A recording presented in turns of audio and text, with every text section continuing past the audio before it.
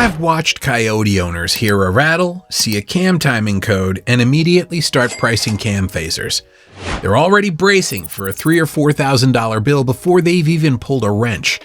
I get it. Nobody wants to hear their engine's timing system is out of whack. Ford doesn't even start there. I'm RJ, 20 years working on Fords, and I want to show you why. Because once you understand what oil is actually doing inside a 5.0 Coyote, the whole conversation about how to keep one alive for 400,000 miles changes. This isn't about some secret product or a trick nobody's telling you.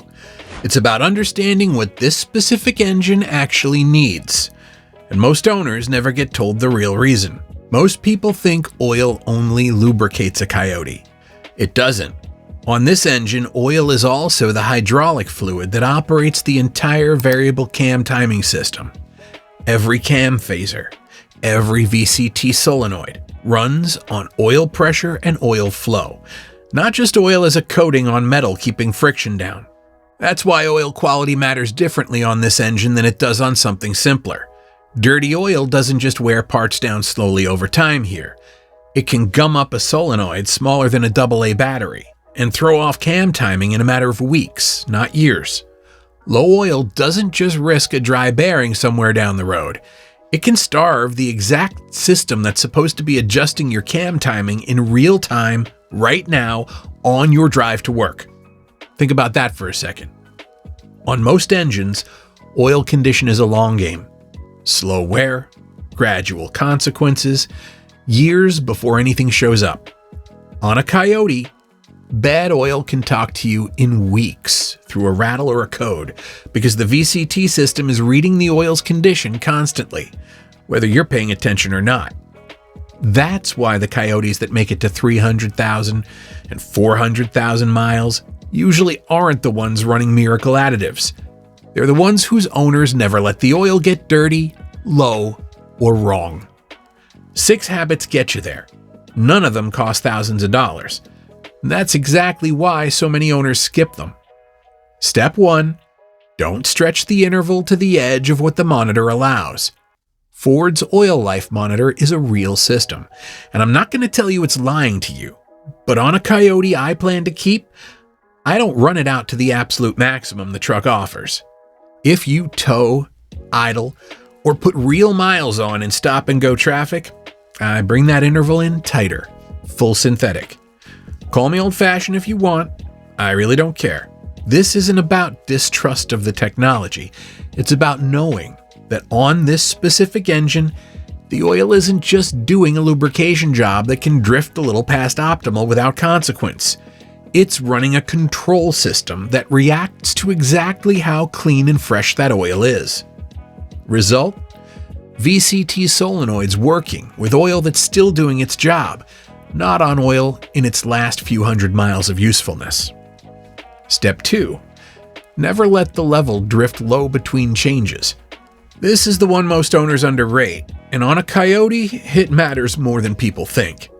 Ford's own diagnostic path for cam timing complaints on these trucks starts with checking the oil level before anyone touches a solenoid or a phaser. Low oil doesn't give the VCT system enough flow or pressure to actuate the way it's supposed to, especially at low RPM. I've had guys tell me their oil light never came on, so they figured they were fine. The dash may still think everything's fine. The VCT system doesn't always agree. Ford has even published service information on some 2021 F-150 5.0 trucks, describing exactly how far this can go. When the oil level runs low enough, roughly a quart down, combined with an oil life reading near the bottom, it can create problems you wouldn't expect from an oil issue at all, including a no-start condition. That's not a bearing wearing out over years. That's low oil, creating a problem the same week it happens. Check the dipstick between changes, not just when something feels off. It takes 30 seconds, and it's the single cheapest habit on this entire list.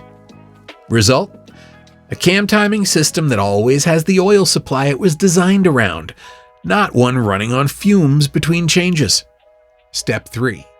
Run the correct viscosity for your exact year, not the internet's favorite guess. This isn't a place I get creative.